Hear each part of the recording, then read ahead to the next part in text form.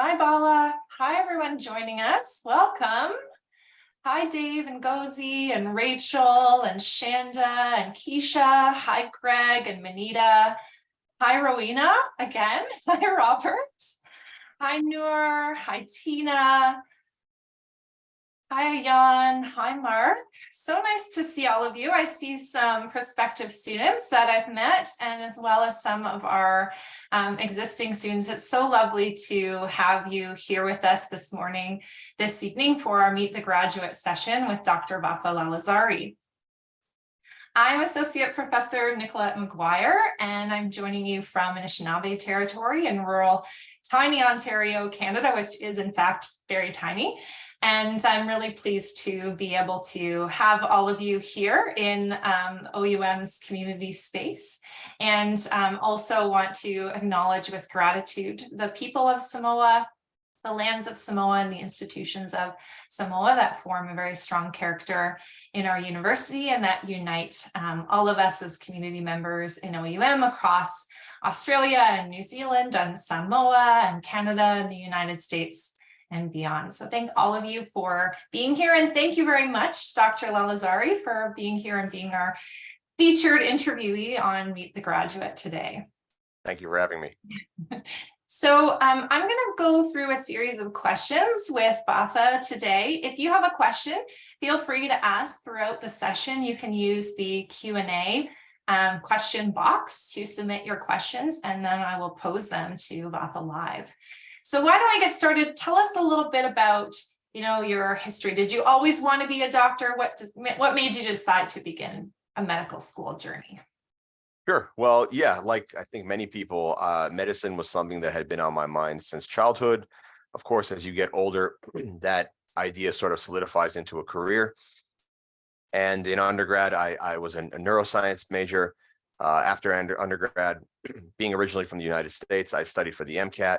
I sat the MCAT, and life circumstances kind of resulted in me ending up living overseas in Australia. So I went through a few different career changes before finally learning about OUM. And after doing my research and speaking with the admissions and the faculty, I realized this was the path for me. But I'm sure we're going to get into that a bit more as we go. Well, and what drew you to kind of move beyond your former roles? I just learned you were a radio host. I knew that you were in neuroscience. You've done a master's in public health. You worked for Apple. What kind of made you want to move beyond that and pursue medicine as a career? Yeah, that's a really good question. And I think part of what drew me to medicine was the fact that I did stuff in other areas. I guess I was like everyone else, you're looking for fulfillment in your career. And I spent a bit of time working for like a retail electronics company as a business account manager. It was interesting, but over time I found myself, not being fulfilled in that role. I had been scouted by a radio station, and I worked for them for a year, which again was a really interesting and unique experience. But after about a year, also found myself not quite satisfied with what I was doing. I sat the Australian GAMSAT, so the MCAT equivalent, and I applied to local medical schools here in Australia.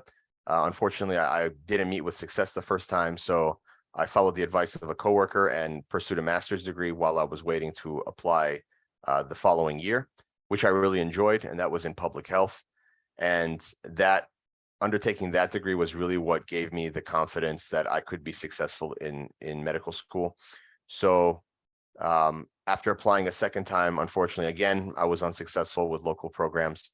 So I had a coworker who was actually an OUM student at the time, and he told me, hey, Vof, there's this program that I'm in. It's called OUM, and it's actually a distance-based medical school. And this is about 11 years ago. And at first, I kind of balked at the concept that how does that even work, medicine by distance? But the more he told me about the program, I actually found myself getting more and more interested in having more questions for him. So he gave me the website.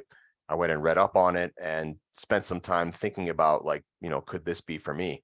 And I guess I finally hit this juncture where I realized that, I've applied twice for local programs and I've been unsuccessful. So either I take another couple years, God knows how long, to restudy for the GAMSAT and apply again with no guarantee of success, or I consider the OUM pathway which would, guarantee me a graduation as a physician.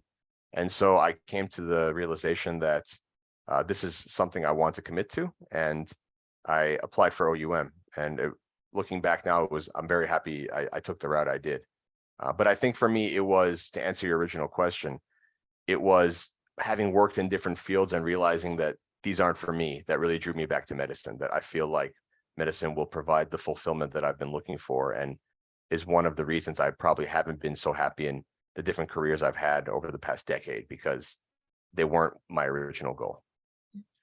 So that is definitely something that students want to know about, like, do they have to take the GAMSAT? Do they have to take the MCAT for OUM? And absolutely, you do not need to take those examinations. And that is something that people kind of look, oh, that's great, like I can apply to this program without taking MCAT or GAMSAT. But of course, there's a little bit more to it than that. So we were talking before the webinar started, because your original admissions counselor, Angelo, is here with us today. And for many of you who are attending the webinar today, Angelo's your admissions counselor as well. So can you tell us a little bit about your experience with admissions? Like, what kind of helped you make the decision that OUM was the right place for you?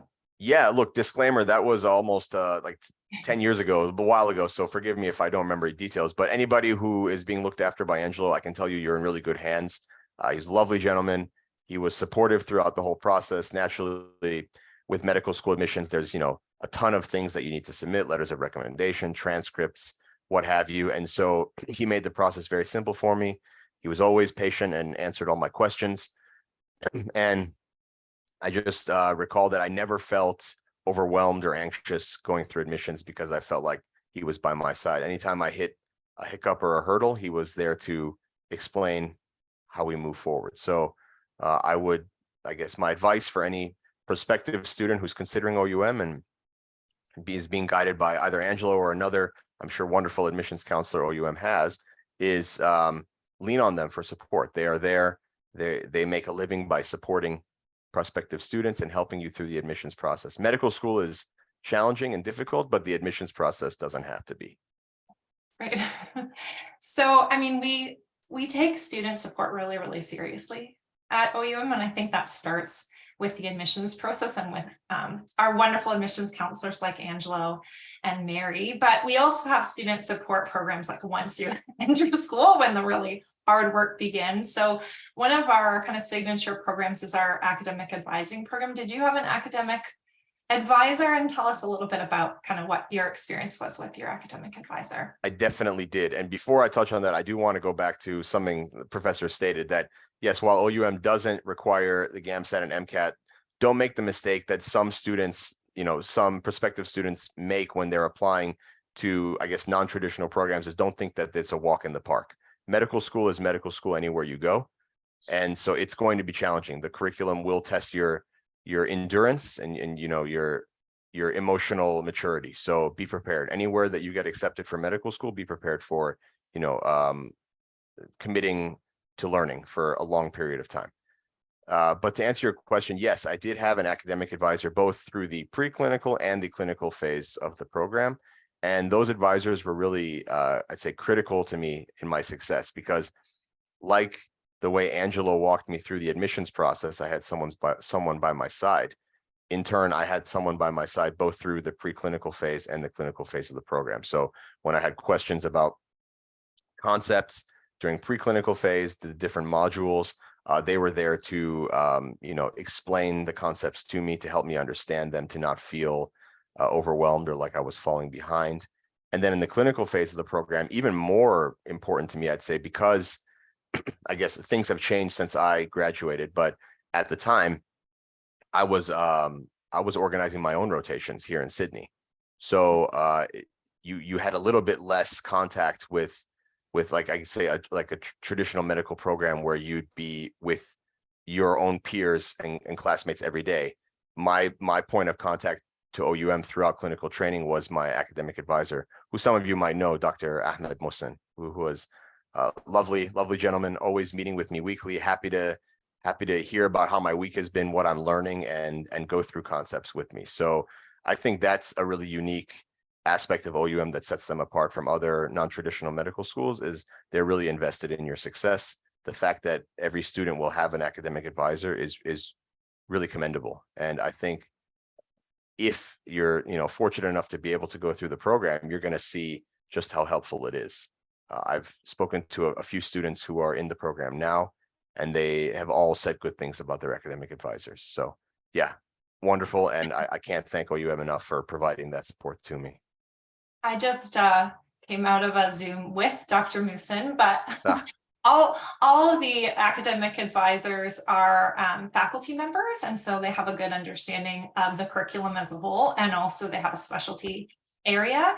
And I think it's just a very unique relationship because you get to meet with this person every week. Yes. They get to know you as a person, but also they're there to support your study habits. And when you don't do as well as you would like on a quiz, or when you're trying to prepare for oral examinations and so on and so forth. So we do have a few additional student support programs that we didn't have when you were going through. However, some of these programs actually were suggestions from our former graduates and from members of the OUM Alumni Association. So for example, for those of you who are prospective students and those of you who are new students would have met our student ambassadors. So we do have student ambassadors available to answer questions and give you a better idea of what it's like to be a current student in the program. We have a peer supporters program for students who can basically connect with other medical students, either in their same year or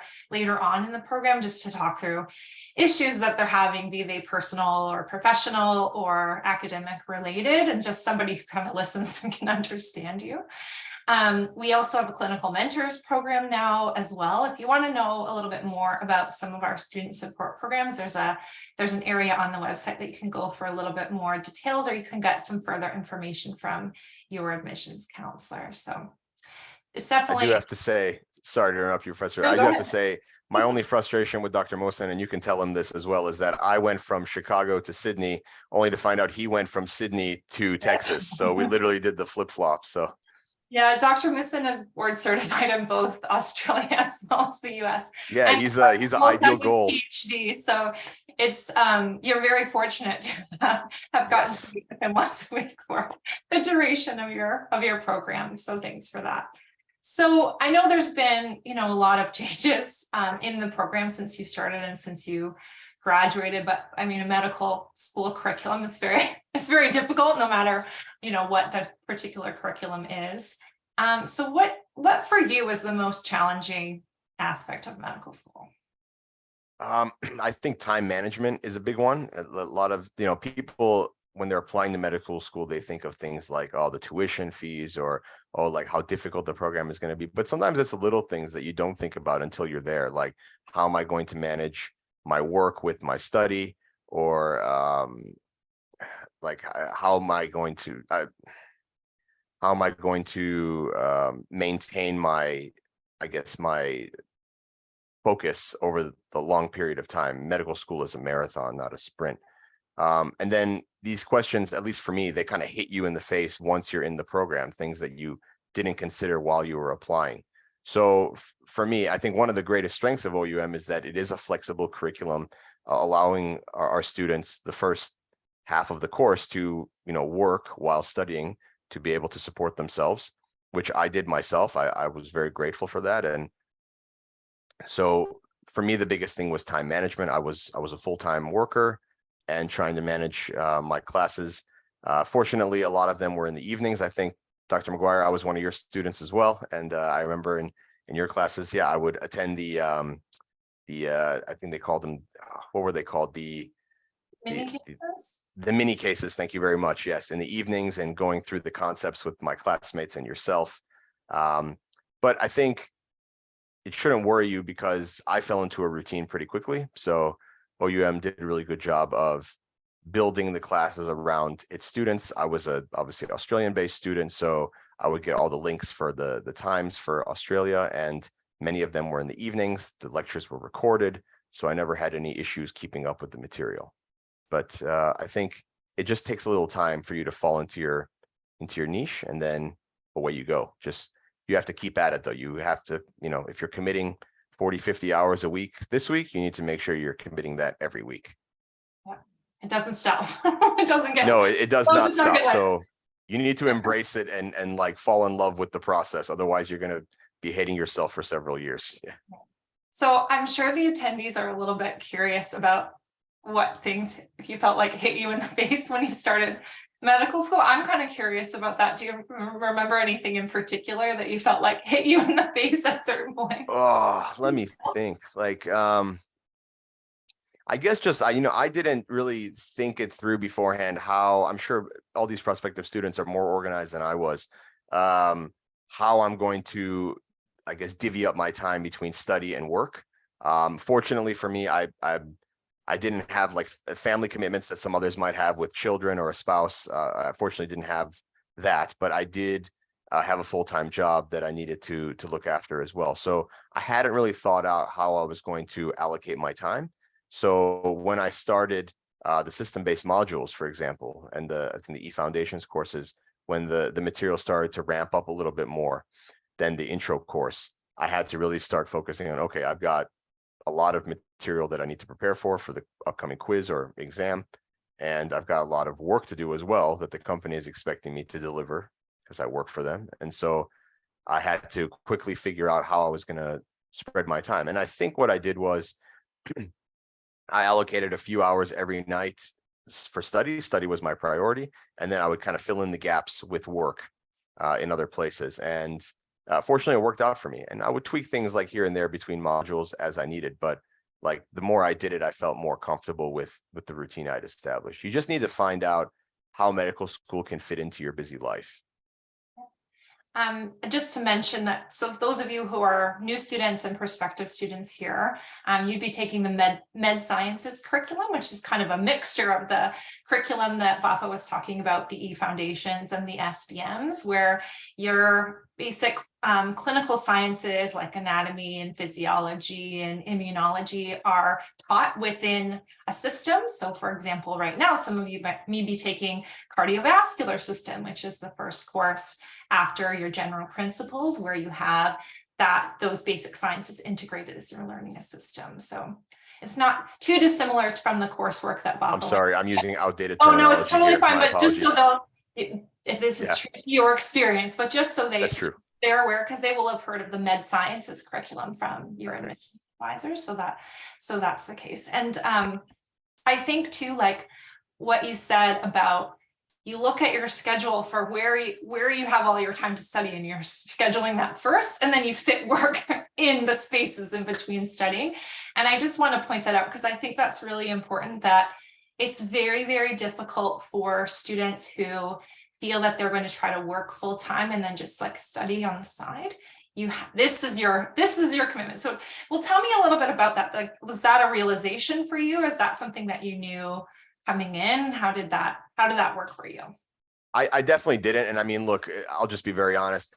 To some degree, when I started OUM, I was winging it. Like I was just like, I've been in university for many years. Like, while the material might be different, ultimately university is not different. It's the same process of study, examination. So I was comfortable with that. I think another thing that did help me, my personal circumstances, was that the job I had was generally a 9 to 5. It wasn't like a high level executive position where I was bringing work home with me at night. So generally when I would clock off from work would stay. There were some things that I needed to take care of, but effectively that was one of the, I guess, real benefits for me as a student, was that when I got home, I could generally focus on my studies.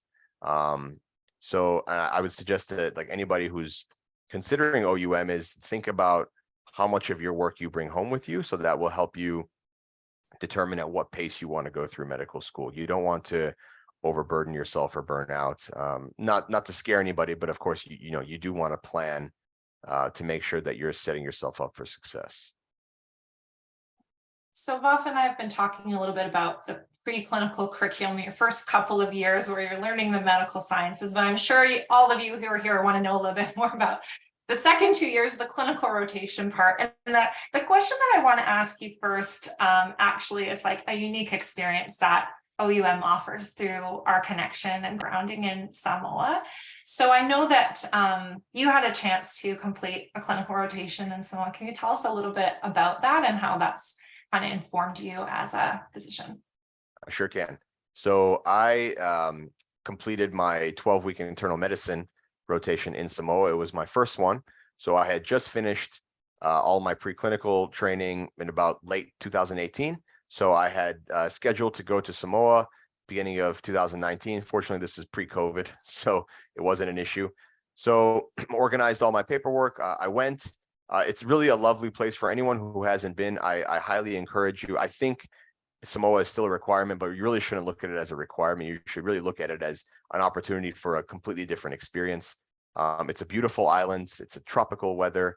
The people are lovely. I mean, I remember, coming from the United States and from Australia, generally, people in the streets keep to themselves. We don't just randomly go up to people and say hello. You might get a few weird looks. But in Samoa, really everybody talks to one another. Everybody asks how your day is, treats you like a member of their family. In fact, I can tell you when I flew back to Brisbane after 3 months in Samoa, I was kind of smiling at people in the airport. And after I got a few weird glances, I realized that I'm not in Samoa anymore. So I had to come back from that. But the hospital is really good. The teaching is excellent. I think Dr. Lameko is still based in Samoa. Yes. Yes. So he was the vice chancellor at the time. I know he's still with OUM, and he was actually my clinical supervisor for internal medicine. So every morning we would do rounds with him. We would clerk patients. We would present our patients. Great instructor. You had plenty of support there from the interns, the registrars, other students. And one of the cool things about Samoa as well, I didn't realize till I got there, is that the teaching hospital actually attracts medical students from all over the place. We had in the place I was staying at, we had students from the UK. We had students from New Zealand. We had students from the United States. They were all there from different medical schools as well. And we were all rotating together. And I think one of the beauties of experience like that is that you're learning with students from other universities. So you all get to interact with one another and learn from each other's experiences. And after 12 weeks, I was actually really kind of sad to go. I mean, excited to go home, but at the same time, I knew I was going to miss being there and the friendships I'd formed. So I really hope it's as meaningful an experience for all of you as it was for me. And one last thing I'd like to say about Samoa is that up until then, no disrespect to Professor McGuire, I'm sure they're all excellent instructors, but this whole concept of medicine and practice was still foreign to me. It was all theoretical, topics just kind of floating around in my head. It wasn't until I went there that these concepts put into practice really, like, I started to feel like, okay, this is what it's like to be a doctor. This is like what it's like to take a patient history and understand all these different things that I'm learning, putting them to use now, recommending different medications, talking to families. Samoa was the first time I felt like, okay, I can be a doctor. I know what I'm doing now. So that was really a wonderful experience. And I hope you all have the same experience as well. Actually, it's really difficult to get a rotation in the Pacific Islands, but all OUM students get a spot to be able to rotate at TTM Hospital. So there is a question in the Q&A from Ayan. Thank you for your question, Ayan. So they want to know, considering OUM has the online-based medical school component, how did you learn the practical component of medicine? Sure. So look, good question. Obviously, I think it's fair to just be upfront and honest. There are some things with an online-based medical curriculum that you may not get right away. For example, like the big one, you might think anatomy, right? So you're obviously not in a cadaver lab dissecting. And of course, OUM will teach you the material as best it can. But I think there are still some positives to be had as well from a distance-based curriculum. For me, for example, it was, if I didn't apply to OUM, it's very likely that I wouldn't have been able to pursue medicine as a career. So I'm very grateful that I had that opportunity. And I'd say, like, for things like that, where you miss the practical component, a lot of that can be made up during your clinical years, right? So for example, during your surgery rotation, obviously you're going to see a lot of anatomy, a lot of dissecting in a clinical environment. And if you've done your homework, if you've done your studying properly, you shouldn't really be that far behind. I mean, I've seen graduates coming to Australia from different medical schools, and a lot of them, because they haven't practiced yet, a lot of them don't really feel confident in working. And friends tell me when they start internships that the consultants really teach you as if you're like a beginner with no experience. So I wouldn't beat yourself up and think that like, oh, if I'm missing, the practical component in a few areas, that I'm not going to be well equipped to practice as a physician in Australia. I think quite the opposite. Going through the clinical program made me feel that I actually am quite well prepared to practice medicine in this country. And I think OUM does a really good job in preparing you for a career in medicine. Yeah. And I'll just point out, like, maybe this is completely obvious, and all of you who asked this question of your admissions counselors before, but it's the preclinical component that is online and in Zoom classrooms. And it's the clinical component is not an online component of the university. You will be in person doing your clinical rotations and surgery in a hospital in Sydney, for example. So that portion of the curriculum is not online. There's also a clinical transition unit between the preclinicals and the clinicals that is in person, a mix of in person and online. And I'll get to you about the Sorry. And we are now using complete anatomy rather than cadaver dissection, which a lot of medical schools have switched to. So we're kind of in line with the current education around anatomy and physiology too. Please go ahead. Thank you, madam. Sorry. One last thing I'd like to add is that, especially like as we've learned with this whole pandemic, is that one of the strengths of OUM was its distance-based curriculum. I remember, like, I was a student when the pandemic hit, and I was seeing a lot of my, fellow classmates sitting at home, not being able to continue their studies, while OUM studies were continuing unaffected, the preclinical. So I think that's one of its strengths as well, that especially in our world today. I mean, I think you'd struggle to find any university now that doesn't have an online based component of its curriculum. Even medical schools are moving. So this is the future, right? So I think OUM is simply kind of ahead of its time. Whereas 10 years ago, exactly. Whereas people 10 years ago might have laughed at OUM and said, what a ridiculous concept. Now it's almost like you can't have a university without having some sort of online component to the program. So there's some questions in our Q&A about AMC exams, but I just want to talk a little bit about that. Sure. A lot of international medical graduates, be they from OUM or other international medical schools outside Australia, will talk a little bit about how it's tough to pass the AMC exams. So can you talk us through a little bit of your preparation for AMC and what that was like for you? Sure, of course. So I'll note for everyone who's watching, I have so far passed my AMC 1. That's the multiple choice exam, which makes me eligible for internship in Australia. We'll discuss a little more, but yeah, that's where I'm at. So look, like Professor McGuire said, the AMC is no joke. It is a very challenging exam. My personal belief, it is probably designed in a way to weed out some candidates, because they do make it rigorous and they do make it challenging. What I did, so post-graduation, was a fellow graduate of OUM and I, who were both kind of in the same position.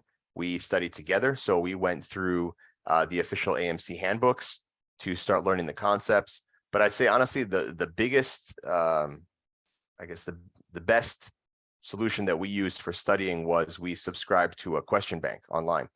And these question banks were useful not only because you have thousands of questions to go through, but because they actually break down the concepts for each question.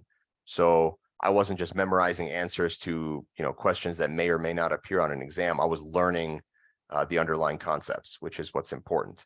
And so I'd say, like medical school, the biggest key to success in preparing for the AMC exam is just repetition. You need to be committed to it every day. When I was studying for the AMC exam, I actually wasn't even working. So preparing for it was my full-time job. I was spending at least 6 to 8 hours a day, either online with my friend on Zoom, studying together, or in person, going through practice exams with one another.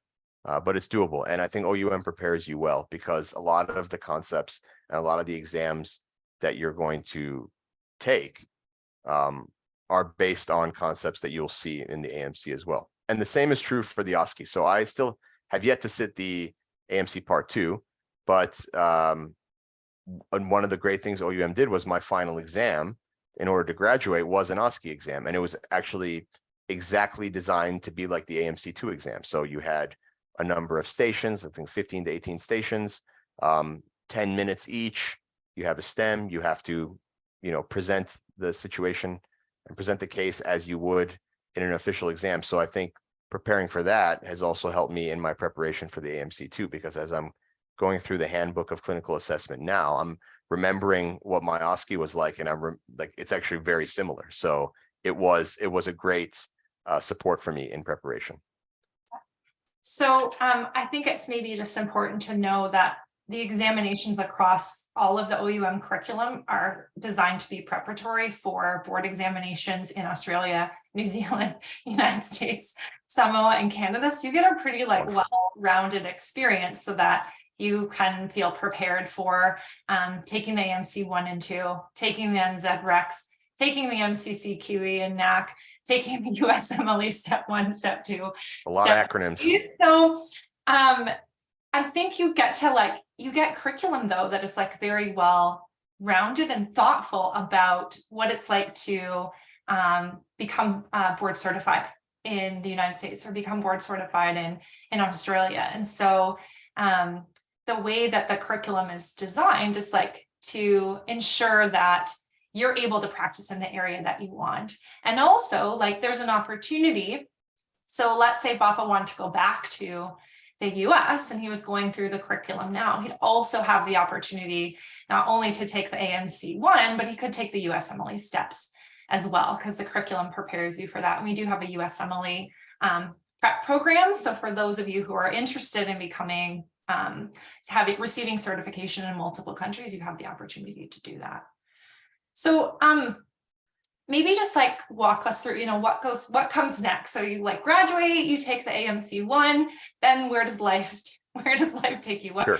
Walk us through your process. What happens next? No problem. Now I will give a disclaimer that part of the reason that my process has taken a little bit longer is for those of you who are in Australia, you'll understand this, that I graduated exactly 2 years ago, April of 2021. And right after I graduated, we got hit with 2 lockdowns, successive lockdowns. So that made it very challenging for me because the testing centers were closed. So I physically couldn't sit my AMC exam and I couldn't even leave my house. So that was challenging. But I think I saw one of the questions in the chat where someone was asking what the AMC registration process is like. It's not very challenging. There are a number of steps you'll need to take, like I'm sure with the US pathway, where you'll need to verify your medical credentials with the ECFMG. You'll need to register with the AMC as a medical graduate, and then you'll need to get all of your documents in order, which will take a little bit of time, but not much time. And then once all of your documentation is verified by ECFMG and the AMC, then you'll be eligible to sit the exams. So obviously for the AMC preparation, you will want to take some time to prepare properly, because I think the exam, when I sat it, it was just under $3,000, and the price only keeps increasing per attempt. So naturally, I doubt anyone wants to repeat it just for financial reasons alone. And then I believe in Australia, once you've passed your AMC MCQ, then you're eligible to apply for intern positions in Australia. Now, it's a little bit complicated because as I'm going through the process now, some hospitals require both AMC 1 and AMC 2. Some only require the first part. So you'll have to check with each individual, location site to determine what their requirements are. There's also a public stream and a private stream. So there are interns based in public hospitals. There are also some internships based in private hospitals. The hospital I'm working in right now as a clinical researcher, Macquarie Hospital, they are a private hospital, but they do take interns. So you'd have to check each individual hospital to see how that works. But the other option is, I believe Samoa as well takes interns. So one of the options that I'm considering is Samoa as well. I worked with one of the interns when I was a student there, and it was a great experience. So I would not be opposed to going back. We have some students who are doing rotations at Macquarie right now. Maybe you've run into them. Oh, really? Okay. Yeah. Maybe. Well, if you're in the surgical ward, let me know. If for those of you who didn't have a chance to attend the clinical rotation coordinators webinar, which was our last one, they answered a lot of questions about kind of where OUM has clinical rotations and where people are rotating. So if you still have questions about that, maybe go back to that webinar. I know Vafa said he had the experience where he had to organize his own clinical rotations. That's no longer the case, although students can identify rotation sites that they would be interested in having a rotation at, and a clinical rotation supervisor that they would be interested in working with, and the university can work with that area to try and organize their rotation. So just so people are aware that we heard from graduates that that was a really difficult part of their journey about having to organize their own rotations. And so we've responded to that now with our clinical rotation coordinators. I'm just checking the Q&A box, make sure we've covered everyone. I'm doing the same. Do you mind if I answer one, Professor? Please go ahead. Thank you. There's one question here that says, how do you work with just AMC1? What benefit does AMC2 give you? So look, I got to be clear. AMC2 is not optional. You will need to sit it. So in Australia, doctors are registered under APRA. APRA is the Medical Board of Australia. So with AMC1, you would, and a job offer, you can access what's called limited registration with APRA, which gives you, I guess, access to work supervised practice under a consultant. You will need AMC2 though in order to apply for general registration. So it's not a matter of if, it's a matter of when. So somebody may choose to do AMC1 and 2 first before applying for internship. Some people may just do AMC1 first and decide to sit the OSCE after they have the experience of doing a year of internship. But make no mistake, both parts are required for you to practice medicine in Australia. So it's not optional. There's a couple of questions about your clinical rotation. So just so maybe you can clarify that. So one person is asking why you decided to do clinicals in Chicago and then take the AMC in Australia, which isn't the case, I don't think. No. And Dave wanted to know, did you opt to prefer the Australian-based clinical rotation overseas or mixed? So tell us a little bit about where you did your clinical rotation. Sure.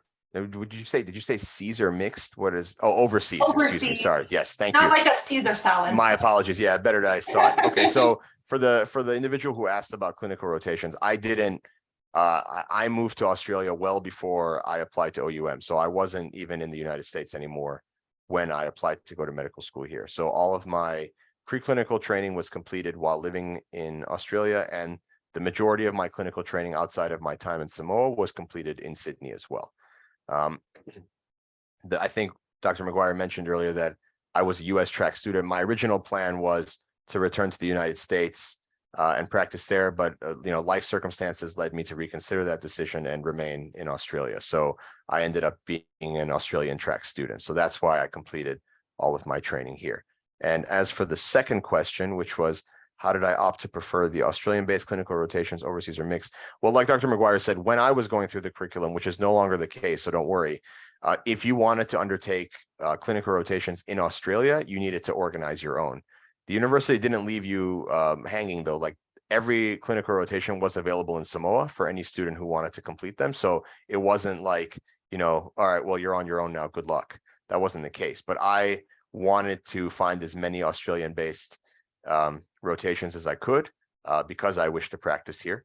And I was fortunate enough that I found a team of doctors that were willing to take me on board, and I completed all of my clinical training with their teams.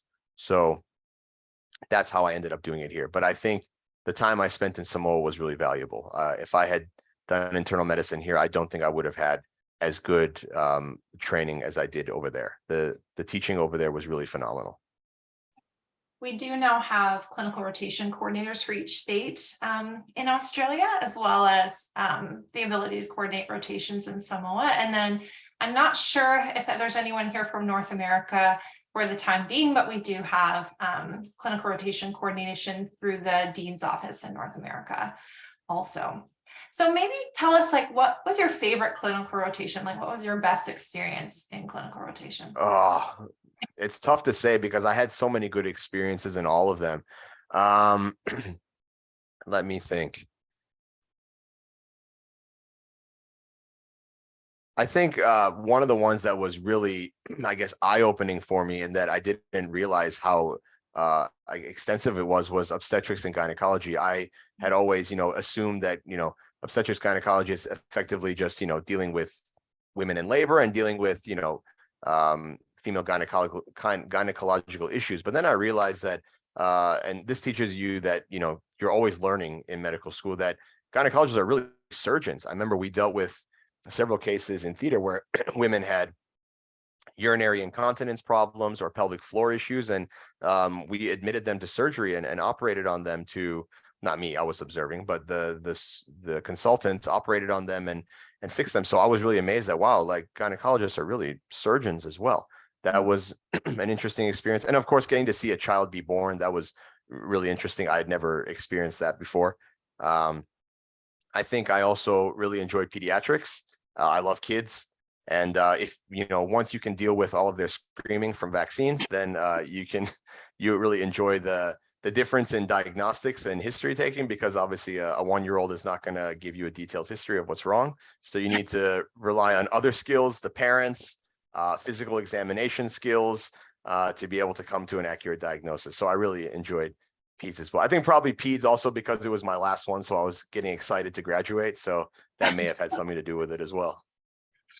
So, and because you were organizing your clinical rotations, did you still get to connect with other OUM students? Like, what kinds of things did you do in order to make sure that you didn't feel alone, that you were part of the university? Were you connecting with other Great students? question.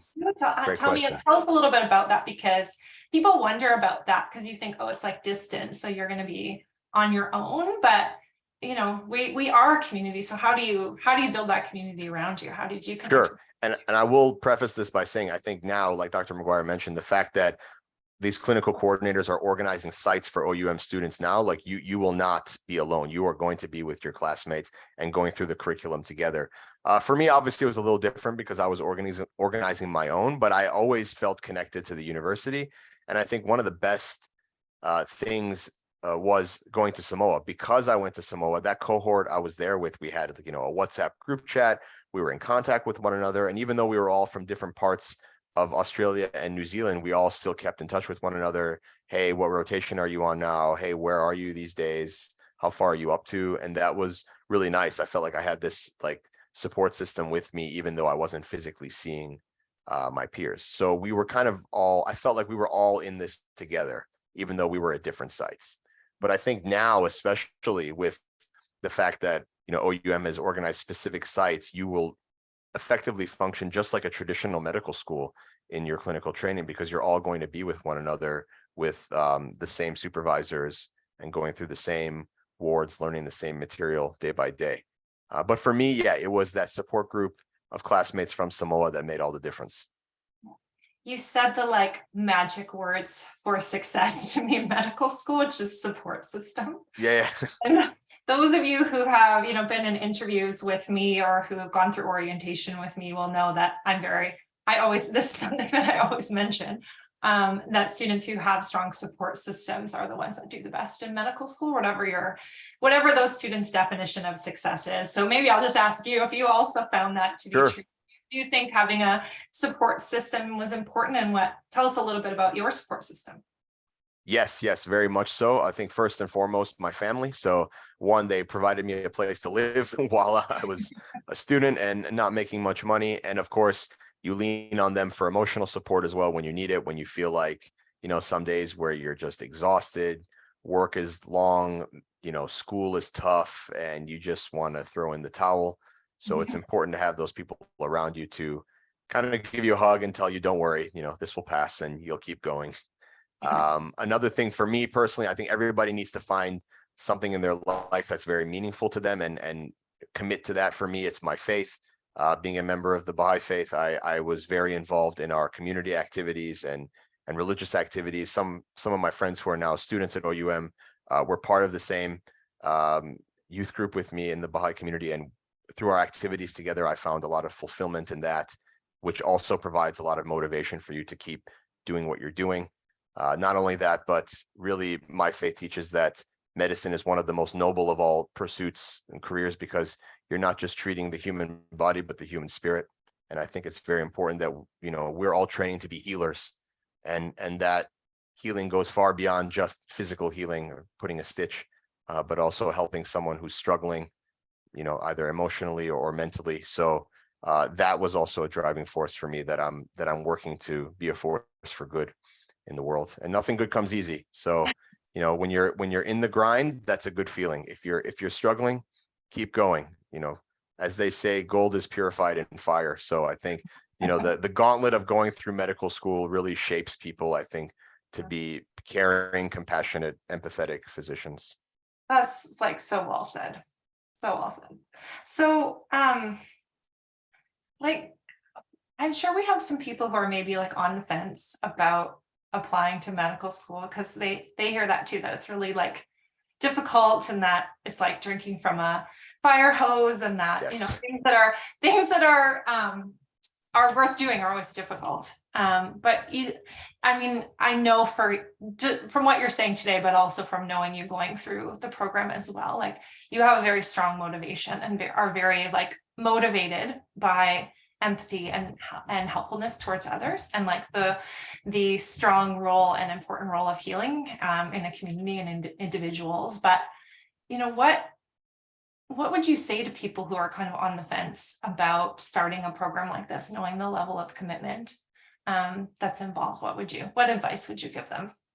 Well, the first thing I'd want to know is ask them, what are you looking for? Like, maybe it's a bit broad, but like, what are you looking for in your life? What are your goals? What are your aspirations?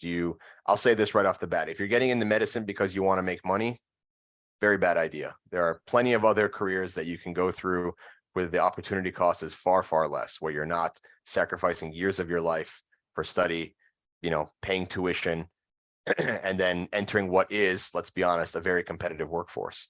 So you really need to think hard about, why do I want to be a doctor? Do I want to be rich, or do I want to make a meaningful difference in people's lives in a career that is valued really everywhere across the world?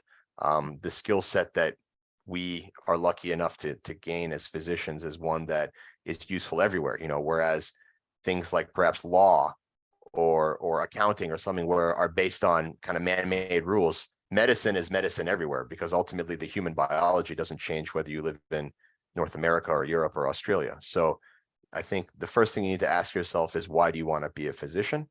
And then once you've answered that question, I think you need to ask yourself, are you willing to make the sacrifices that come with the training to become a physician? And I think you need to be real honest with yourself. Think about the commitments you have. Many of you have families, a spouse, children, a mortgage, jobs. Every one of those things needs to factor into your decision.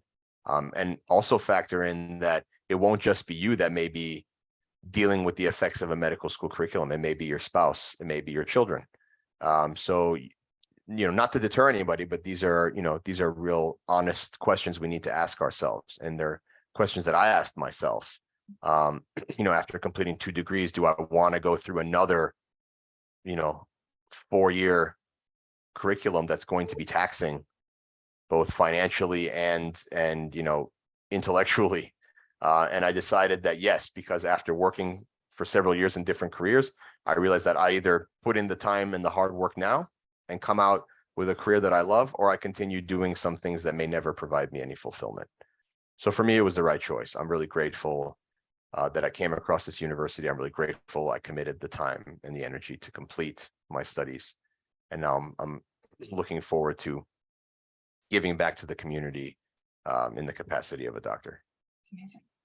Yeah, I think we hear from a lot of students, it's like an itch that they can't ignore. Like they try to, like, okay, well, I need to, I've missed that like opportunity in my life, and I need to like just move on and try to be happy with this curve. They just can't ignore this like drive that they have, whether it's something that's been there since childhood, or just this like niggling feeling that maybe they work in healthcare, but they don't have the scope of practice that they're looking for. They don't have the ability and connection with patients that they know that they could have through gaining a medical education and that type of training. So I think that's like a pretty a pretty common feeling amongst our students that it's like, I didn't do this because like I wanted to and I thought it'd be a great idea. It was like, I did it because I had to, like, I just could not ignore that feeling of going forward. And that's, people have to have a really strong motivation in order to get through a program like this. So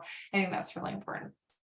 I agree with you. I think, so sorry to quickly. I think for me, like medical school, looking at the road was very challenging, but the alternate was something that I just, I couldn't live with. Like, this was my goal in life, and I'm willing to commit whatever is necessary to get there. Do you have any parting advice or comments for our attendees today? We have some new students. We have some prospective students. I think we have a couple students who are maybe in their second year. So do you have any advice? Sure. For Yeah, look, I think, this might sound a bit cliche, but the reward is in the journey, right? As they say, point B is not the point. It's really what you're going to gather throughout these years are memories that you're going to look back on and look fondly on, I think. Of course, yes, there is no better feeling than that moment when I was told I passed my OSCE and I had graduated and become a doctor. Absolutely. And you're all going to get there. But if you're just constantly focused on the destination, you're going to miss what's right in front of you. Keep your eye on the prize. Don't take your eye off that. So stay focused, stay hungry, but at the same time, enjoy what you're doing now, because your preclinical years won't come back. Your clinical years won't come back. You'll start working and the work will never end, but university does. So enjoy the process, enjoy the time with your professors, really, because being a student is one of the best times of your life. You don't have a boss demanding stuff off of you. You don't, it's not a typical workplace. You're there to learn. You're there to talk with each other and enjoy learning from one another. So embrace that process, because it is like, when I finished undergrad and went into work, I was like, wow, I never thought I'd say this. I miss college. And I think when you graduate from medical school, there might be some things about med school you won't miss, the cramming, the studying for the exams, but you will definitely miss the overall experience with your peers. So enjoy it, embrace it. It will end soon. Vala, thank you so much for taking some time to talk with us today. I just really appreciate your honesty, your candor, and kind of being able to share your experiences, whether they be difficult or really positive. So I think you'll all join me in thanking Vala for spending this time with us today and giving us a window into what it's like to be a student at OUM and beyond. So thank you so much again. Very kind. Thank you for having me. It's a real privilege to be here. I'm very humbled that you think of me. So if you didn't have a chance to ask a question today that you were interested in getting the answer to, or if your question wasn't answered, please do reach out to your admissions counselors. I think that our admissions counselors probably know most of anybody in the whole university about how the university works. So probably they'll be able to answer your question directly, and or they can put you in touch with Vala or myself or another member of the OUM community that'd be happy to field that question for you. So thank all of you attendees for your time and attention too. We've so enjoyed having you as part of the OUM community today. And we look forward to seeing you in an OUM classroom soon. Or maybe if you're a current student, maybe a little bit later today. So thanks everyone, and bye for now. Thank you, Dr. McGuire. See everybody. Bye.